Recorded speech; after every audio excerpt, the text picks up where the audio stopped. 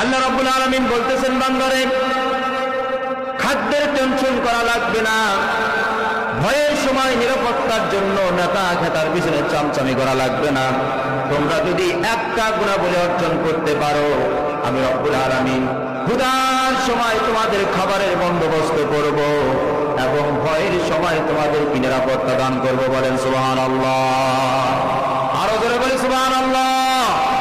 আল্লাহ রাব্বুল আলামিন কোরআনে কারিমে সেই কথাই বলেন, ফালইয়াবুদু রাব্ব হাযাল বাইত আল্লাযী আত'আমাহুম মিন জু' ওয়া আমানাহুম মিন খাউফ।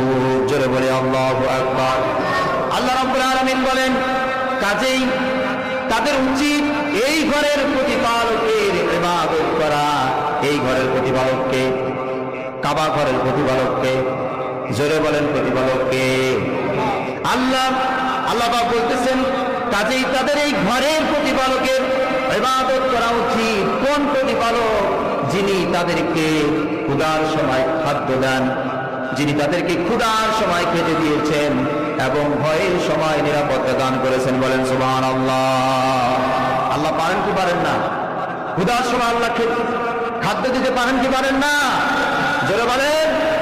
আর ভয়ের সময় নিরাপত্তা দিতে পারেন কি পারেন না? জোরে কোন পারেন কি পারেন না? পারেন না।